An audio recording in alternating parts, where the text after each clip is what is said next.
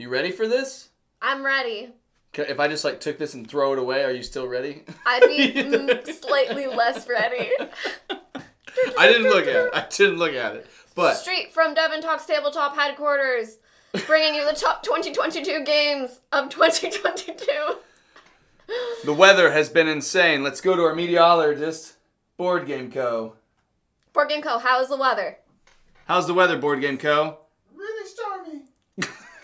His falsetto is so natural for him to just, move into that. But luckily for us in the studio, it is smooth sailing ahead. Smooth sailing ahead in backwards time as we look at the last year. Yes, let's take a look back at our favorite games from 2022. I don't have the ability to keep going in this newscaster thing, but you're killing it. I'm killing You're it. doing so well. So what is your... Coming in at number 10, I am so excited to talk about Mosaic. Ooh, the story of civilization or something? Is that the subtitle? A story of civilization. Today we have Mosaic coming in at number 10. It is an area control game in which I have a lot of fun. And that is the depth and scope of what we are going to discuss. So I have not played Mosaic. It's from Forbidden Games, but you like it a lot. You had a good time with it. And you've only played it a couple times, right? I've played it a couple times. I want to say maybe 3 times now. Did it break into your top 100, or...? It certainly did. It did? I can't tell you where it was, because we've already done that list, and I don't remember. Spoilers! Yeah, Mosaic is a great time. You are using different tracks where you are gaining different types of resources, and you are using those to both gain area control, build up cities, and build yourself some special wonders. And, you can make yourself a sphinx if you want to. Ooh, I haven't tried this. It's one that I've wanted to try, but I just didn't have time at one of the conventions to sit down, because it was like a 2-hour slot or something. Yeah, it was a long gameplay, and I want to say, I think it was 4 or 5 players that we played through it at, that it did take quite a long time. It's a great time, though. Absolutely enjoyed it. Breaking news. Superheroes have entered into a sphere in which I was so excited that they made it into, because, oh my goodness, superheroes and dice. Marvel Dice and Throne. Superheroes and dice. Marvel Dice Throne has come in. I thought you were talking about the board ventures. I was like, this is not that video. This is not that video. Breaking news. Marvel Dice Throne is coming in at my number 10. I really like Dice Throne as a system. I think it's a great 2-player game. I think it's an awesome 4-player game if you have the right people who know it and are ready for the ways in which it changes. If you're playing a 4-player game with new people and they're not ready for it, they'll be like, oh, I'm dying and I can't really do too much about it. Player game. It's a lot of fun, but it shifts there are people in Dice Throne, which I haven't played enough of the Marvel heroes to know which of them they would be. I think they'd be more like Scarlet Witch or Loki and stuff like that. But it is individuals in which one-on-one they may seem a little weaker. So I'm thinking in Season 2, I'm thinking of people like the Tactician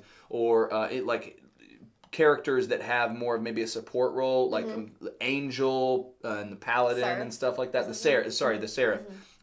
All of them aren't maybe as instinctual picks one-on-one, but in a 2-player game when you can buff yourself and your teammate, they definitely mix it up, and it's a lot of fun. Dang. But yeah, that's my number 10. What's your number 9? This just in, sometimes animal games can be the exact length of time that you want them to be, and sometimes the artwork and overall dice manipulation is better than previous games that maybe you weren't hot on. Number 9 for me is Encyclopedia, the game I wanted Wingspan to be. So, I love this game. I've only played the prototype. I know that some people are starting to get access to the production copy. This is from Holy Grail Games, who have just recently done Copen Dying City, which is another title I'm excited about, but haven't had the chance to play. Encyclopedia was great. That's one that's really so enjoyed it. I like the dice allocation in that system. Name some of the animals that are in it. Birds, elephants, water animals. Are there lions? I think. Are there tigers? Oh my, I'm not sure. Thank you, Devin. You got to the joke before I did. What's your number 9? My number 9 is about a historical event. It takes place up to 4 weeks before the eruption of Mount Vesuvius, which is a very important thing for our newscasting thing. Hoplomachus. Ooh, did you know that? I didn't know that was like the setting. I think it is. Or like the time period under which it happened. I'm pretty sure it is. So Mount Vesuvius down there in Pompeii. I'm pretty sure it's the 4 weeks leading up to that happening. That is tumultuous 4 weeks that nobody knew was going to be tumultuous. Each thing might be a week, so it might be like the year before it happened. An increment of time before something historical may or may not have happened. You are battling different people, from creatures to people on ships. Hoplomachus Victorum. I'm doing a horrible job in explaining More on this later. It's a great game. That's your number 9? That's my number What's 9. your number 8? My number 8, superheroes. I'm running out of stereotypical newscaster things to say. I was like, breaking news, this just in, and I'm done now. I'm like out. I don't have any more. This week today. This week today. 2 things that tell you the time period unnecessarily back to back. If you're still watching, thank you. What's your number 8? Is that superheroes? Dice. Superheroes. Rolling. Marvel Dice Throne. Crossover Marvel already. Dice Throne. I've only played it a 2-player, but it is a good time. Loki, preferably. Nice. Doctor Strange, also awesome. Nice. Scarlet Witch, very sneaky. Miles Morales. Ooh, I've never played as Combo. Miles. He's fun. I like him a lot. I'm just happy they included him. Nice. Number 8 for me is... I was going to stop and try to think of something like Anchor to say, but I can't think of it. Stay classy, Devin. I was going to switch to Anchorman. Unique New York. Unique New York. Number 8 for me is Air, Land, and Sea, Spies, Lies, and Supplies. So I really love Air, Land, and Sea. Spies, Lies, and Supplies adds in some supplies, which allows you to augment... It adds in some supplies. It allows you to augment some of the theaters more than just the cards, which I really liked that freedom. And then also it has different card abilities, which are unique to that game versus the original. And so the same core experience of 18 cards, but with completely different like resolution of powers. That's a game that I still haven't gotten to play either, and I'm upset I haven't gotten to play it. It's really good. Maybe it's in my future forecast. Yes. Ooh. Impending doom. Which is not what I meant to say. Like weather, I guess. All right. What's your number 8 or 7? My number 8 was Marvel Dice Throne. Wait, we're going back and forth. You just did your 8. Oh, so I need to snake again? I'm going to snake down to number 7. Siete. Which is a historic, as always when we are presenting the news to you, we realize how much we don't focus on the lessons of history that it has to teach us. We're here to bring you the truth. This is the truth, always and forever. Always and forever. Napoleon Dynamite? I've never seen it. Oh, what? Okay, Caesar. But you've never seen Heavyweight. Yeah, that's right. Caesar Sees Rome in 20 Minutes is the newest Paolo Mori game from PSC Games, and it is in the same vein as Blitzkrieg, but it is a different design overall. And I've only played it a couple times. I've played Blitzkrieg more, and Caesar is fantastic. I really, really like it. I would love to keep playing it to see how stuff resolves. Now, I played Blitzkrieg for the first time last night. You played Orcs vs. Hobbits. Orcs vs. Classic. Hobbits. And now that I understand the game better, Caesar, who's fighting? I'm pretty sure it's like you're Rome, and then it might be 2 different emperors, possibly, that are like vying for control. Okay. But it could also just be a time period in history. It might be Caesar coming back over the Rubicon to seize Rome, or it could be a Roman emperor against like the Huns or some invading force. I can't remember what the 2 competing forces are. To our meteorologist over there outside, reporting outside, do you remember what the 2 factions are in Caesar? Nope. Thanks for that. Back to us. More on that later. More on that later. I have more questions now. Oh, okay. What are the things we'll be back. that you're fighting with? Because it's tanks after this and commercial ships. break. What's your question? It's tanks and ships in Blitzkrieg. What are you using in Caesar? Once it gets it done. And poster boys. In Caesar, you're using oh gosh, what are those particular ships called with like the tribute? Not triremes. Triremes. Thank you. You have like trireme ships, and you have infantry forces and stuff like that. So it's just like land and water forces. Okay. So like cohorts and triremes and stuff like that. Interesting. Yeah. Okay. What's your number 7? I'm just making sure you've actually played a game in your top 10. That's I did why not think that that's what you were actually saying. I thought you were saying I'm making another thing up. My number 7, I think maybe a crossover eventually on our list. It is a deck building game. Endless Winter. That's your number 7? That's my number 7. Oh, we were so close. We were close. Endless Winter is a deck building game mixed with marker placement. It is something similar to something like Dune or Arnak, but I think it has so much more going on. I don't know if that's just a perception thing, but there's also a bit of area control, and it just seems like there's so much more going on. I want to understand the puzzle of it better. I feel like Arnak and Dune I have a handle on. Endless Winter I want to understand more, and I just gotta spend more time with it. Do it. 'Twas a good time. Do it. Snake that. 'Twas delish. Get on the table, snake that. Almost half of what I'm saying is just for his reaction. There's no one else in the room. Snake that. My number 6 is a game that I forgot to put in my top 100.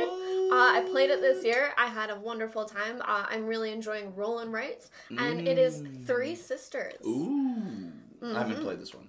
Three Sisters is I've heard a lot of good things You about roll the dice, and then you draft them, so everyone's taking different ones, and you're using that to write things into your sheet, which is a crazy concept. But you are trying to grow all different kinds of crops, like beans, and I think it's beans, peas, and pumpkins, because it's the three sisters of, like, whatever grows together. Unsure about that part. Maybe corn. I think it's corn, actually. So I think it's pumpkins, corn, and beans. But you're just trying to cultivate the best things you can.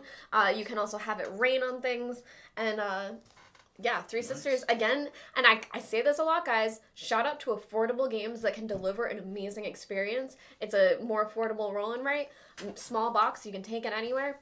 Good time. Nice. Well, we are getting confirmed reports of a near direct crossover on the list. Yes, this just in. Endless Winter, Paleo Americans is my number 6. Oh my gosh, you know what's so weird? I actually misread this. Three Sisters was my number 7. Is that how it happened? Now I want to double check your list. We are getting a factual error. We're actually going to not talk to our fact checkers. We're going to go look this up on Snopes and see if we're correct. But yeah, no, that's so cool. That's so cool. The edit bay has confirmed we do have a direct crossover. Three Sisters incorrectly, falsely, yes, factually, words. It's actually a conspiracy by Three Sisters that they weaseled their way up above. Yes. It was like a growing vine where they grew up like a weed and they were not supposed to, and we trimmed them back down. This is direct disinformation on Facebook, and we have further debunked the claims. We are here to save the story. Endless Winter is great. I have played it both base and with almost all of the expansions. I enjoyed it. I am very curious to see how this different, because in both the games we played, everybody kind of did a very different strategy each time, and I'm curious to see if a prevailing strategy seems to appear, or if it's very much everybody's still going to experiment with different things every single time. I do feel that we all paid into specific strategies. I wonder if it is better to like go in 2 different strategies. That is kind of what I was wondering. Yeah. I am more meh about most things in terms of how people like view me, and so the idea of me being meh 2 different times over, I think will probably really sell it for a lot of people. Why be meh when you can be Meg? Oh, that's at least 33% more growth than I'm ready for. So, number 5 for me. Number 5 for me is a little old game, also based in historical Italy. It is Foundations of Rome. I really was impressed by this. This was a game that I did not have really any expectations for, and I was like, it is insanely produced. Polyomino. Yeah, polyomino, but with huge buildings, where if you get them like washed with like the Emperor Sundrop edition, it's redonkulous. It is absolutely ridiculous. But it's also, the overproduction actually makes it a more accessible game in the sense that you have very easy visual markers for what's on the board, what's on your mat. It stores very quickly. It pops it out. You just pull the trays out and boom, put it in front, and it's ready to go. Really, the only thing that you have to do is determine, the deeds and whether you're putting in any of the, I can't remember what they're called, but they're the cards that can replace some of the deeds, and then also you have the monuments as well. So, excellent game. Foundations of Rome is my number 5. Go ahead and bring us home to your number 5. Well, before I do that, Devin, we're going to have introduce it to your father. We're going to have Side Story Corner, where I will tell you about my plan. Side Story Corner? Where I'm going to talk just to you. Guys, this is a new animated segment on the broadcast for Professor Co. Talks Tabletop, Board Game Co. And now for this segment, brought to you by Patreon. Join us in Story Corner. So when I first played Foundations of Rome... Yeah, did Alex teach it wrong? No, which was surprising. But I played it with the whole family at the table, and I had Tavi with me. It was me and Tavi playing as a team, and all he wanted to do was build Tavi's pizza place. So instead of me going for strategy, I had to choose which places Tavi would want us to be building. We also had a the first time you played, I was there with you. Do you remember Tavi's pizza place? Yes, because you kept stealing all your coins. Yes. Yeah. Every time you left the table, you're like, I need my money. I'm pretty sure it enhanced my gameplay experience. I bet it did. I love how we played it together and forgot. There's been so many games. It's too hard to remember. But we remember Tavi. Did you like it though? Yeah. Nice. Yeah. That was my number 5. But what's your number 5? My number 5, I have to find. And we're back from Story Corner. My list is not in order. We're back from Story Corner. After that commercial, my number 5 is a game that we got to teach you. I was so excited about this game. I had to show it to Devon. Cat in the Box. Ooh, that was delightful. That was like a 12:30 in the morning. Hey, let's play this game before we go to bed. Yep. The game is both good and bad until you make a decision about it. Ooh. I like that. Ooh, it's clever. Referring to our resident scientist expert, what do you think about quantum mechanics and the ineffability of existence until you decide what your reality is? Meow. And that's all. Moving on to your number 4. It's a trick-taking game in case you haven't heard of it. Snake that. It's very great. My number 4, I was looking at 14. My number 4 is a campaign game. Your number 4 is 14. My number 4 is a campaign game because that's what I'm known for, so I have to at least shout one out. It's just Vanguard. Nope, because I haven't played that one yet. Dang it. It's about spooks. It's about scaries. Spooks and it's about scaries. heights. Oh, Vagrantsong! Vagrantsong! Yep, where we are on the train, going choo-choo, going car by car, saving those haints, and making their lives definitely better. Because ghosts definitely want to be saved, right? Yeah, they always do. For sure. Do you believe in ghosts? Do I believe in ghosts? Not really sure. I believe in them because they believe in me. I feel like most of the evidence I've seen about them, I don't believe in. Does that make me not believe in it as a concept? Not necessarily. I just think that, it's the same thing where people are like, this is a ghost. And I'm like, ghost. Yeah, I'm like, that's like a camcorder from 2005. You were born 6 years later. Why are you using that? So, number 4 for me is bid, and draw, and fight. I said bid, it's not actually bidding. It's just... I don't know what the smoking was. It's bag building in hallucinogenic world. Okay, is it Wonderlands War? It is Wonderlands War. It's my number 4. I don't know why I said bidding, and the smoking was just because it looks like an absolute mind trip of a game art-wise. But bidding came out of nowhere. I was going to say Ready, Set, Bet! Oh, is that on your list? Nope. I don't want to talk about that, though. Yeah, Wonderlands War is my number 4. I was just that you said such a specific game title. I haven't actually looked at your list. Don't look at my list. Now I believe that it is on your list based off of that reaction. But Wonderlands War is a fantastic push your luck bag building game. The deluxe edition is insane. And Skybound, James Hudson, Druid City Games, they did a fantastic job on it. Oh my gosh, love Wonderlands War. It was a lot of fun, and I didn't mind. I do think I wouldn't want to play at the player counts you guys did it at. 3 for me was an excellent player count. I did really enjoy the bidding mechanic, though. Yeah, no, it's good. I'm going to snake that to the future. And so we are actually going to get into a time machine and go to Burncycle. Burncycle is my number 3 game of 2022 because it's awesome. I like it. I've played it a lot, taught it to quite a few people. And it is a very crunchy game. It is the only chip theory game that you haven't played. It is. I'm a little salty. I want to play Burncycle, please. Well, you know what? That salt is going to corrode the metal, which is going to tear away at the heart of the robots that you need to actually save. So don't be salty. Just be hopeful. I'm here to save the robots. The robots? Maybe I'll bring them some oil for their squeaky joints. This table could use some oil for its squeaky joints. All right, what's your number 3? My number 3 is a game that I know you would like to play. So our 3s are ones that we each want to play the other one. Yeah. They both incorporate the color orange. Ooh. It's Twilight Inscription. Oh, it's so good.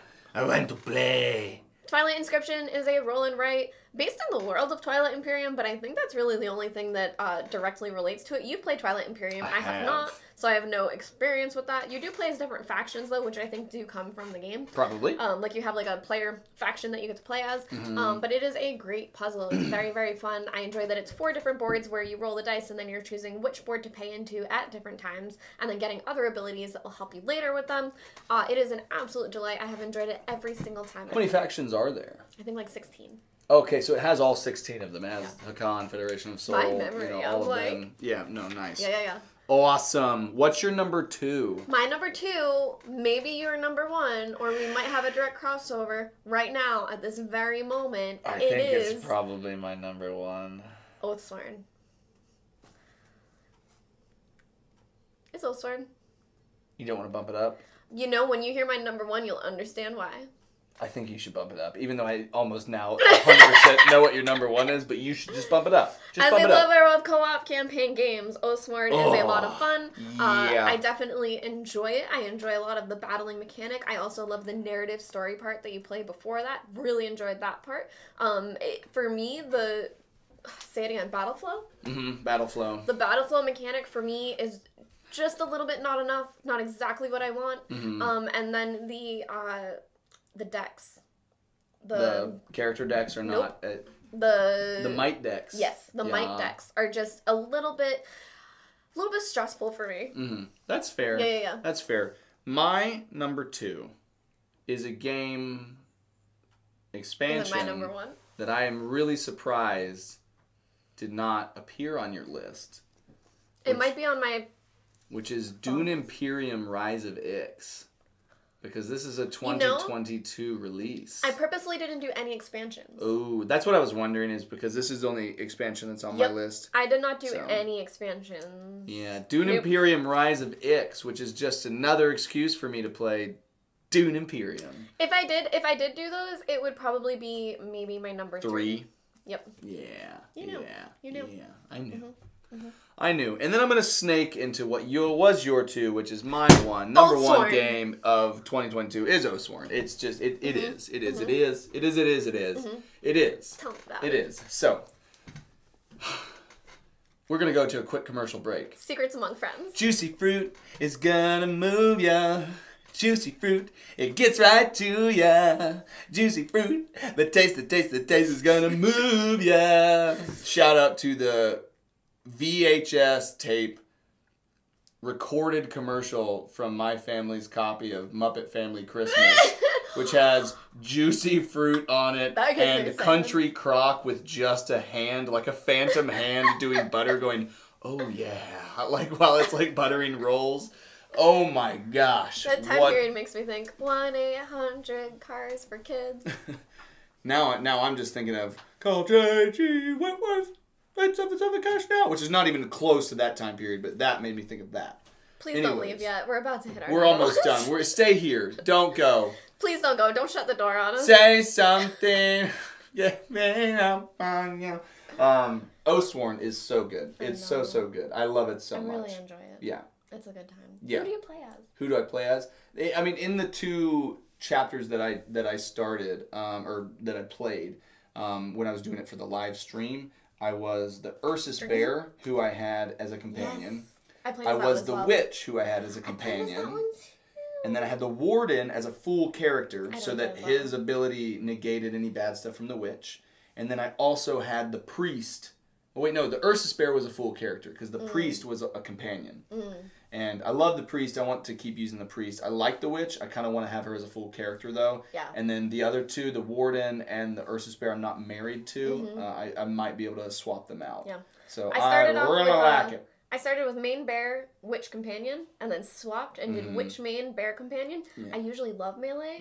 That bear was not doing it for me. I wanted to start throwing fireballs. I'm changing as a person. Yeah. Gloomhaven has changed you as a person. Changed me as a person. And then your number 1, I'm going to assume, if I can guess, based off of you saying Oathsworn, and wondering, even though I haven't played it, if my number 2 was your title, which didn't make sense to me. My number 1 is getting a little cold in here. Oh, is it? Yeah. Is it chilly? It's so chilly. I noticed when we came to the house, I noticed some frost on the windows. Ooh, that was me. But you know, this has been such a nice like safe haven for us that I really am happy that we're here. But and even though there's frost on my haven, the frost is starting to come into our haven. Yeah, I'm just like, you know what? Even though that's the case, I am still happy to just be here doing games with you guys and doing videos. And so like, at the end of the day, I think I'm just thinking over it too much and I'm a little paralyzed. I don't actually know what your number one game is. What is it? It's actually Foundations of Rome. No, I'm just kidding. That is what I was thinking. I should have gone with my gut. My number one game of 2022 that I have discovered this year, that came out this year, I didn't discover it. I knew of it ahead of time. I've been actually waiting 2 years for it, is the one, the only Frosthaven. I've actually already started in 2 different campaigns. I've played 3 characters already, and it is doing everything I wanted it to do. Who's your favorite character? More. So far, the Drifter. Oh. The Drifter. What's the Drifter? He's another Inox. I have a deep love of Inox, starting with the Brute, then going to the Lightning Bolt character, then the Hatchet. The Lightning Bolt one is a secret, so I won't say anything more about that. And the Hatchet is also a secret? No, the Hatchet is one of the base ones from, the Hatchet is what it's called. Oh. But he's from Jaws of the Lion. Oh, but that's what you... And the Chain Guard from Crimson Scales, actually. So I have deep Inox love, and now I'm playing the Drifter. What I'm really enjoying about the Drifter is most of the Inoxes I've played, they have the higher hit point range, so they go up to 26 hit points at level 9, which I love having a lot of hit points to just run in and do whatever I want. Yeah. But the Drifter has a 12 card hand instead of a 10 card hand, which I am loving the extra card economy. Nice. 12 cards, that's a lot. 12 cards. They have a lot of persistent ones that stay in play, but that being said, it hasn't slowed me down. Thief? Yes. Doesn't the Mind Thief have ones that stay in play? Yep. Okay. And this one actually plays with the tokens and moves them around and stuff. Dope. And as an Inox, I even have some healing, which is new for me. What? Yeah, it's the first ones I burn when I rest. Oh, nice. Get rid of that. Get rid of that. No one needs to be healthy. All right, guys. This has been a enthralling newscast with you all. We are Professor Co Talks Tabletop Board Thank Game you all for tuning Meg. in. And yeah, thanks for tuning in to this episode of Chaos Incarnate. Tune in next week to find out our top 10 games of 2017. Oh, I think I already did that. I actually already did that. Yeah, I was like, I did that already. Some people did not love it. They were like, why are you talking about games that are 5 years old? I'm like, I'm sorry, I just thought it was funny. Anyway, thank you all for watching. Leave a comment below if you missed Mr. Board Game Co., and we will bring him back for you. We will desperately bring him back. We're lost without him. We really are. But it's still kind of fun. See you next time. Bye. Most chaotic video I've ever done. I loved it. That was insane. That was pure insanity.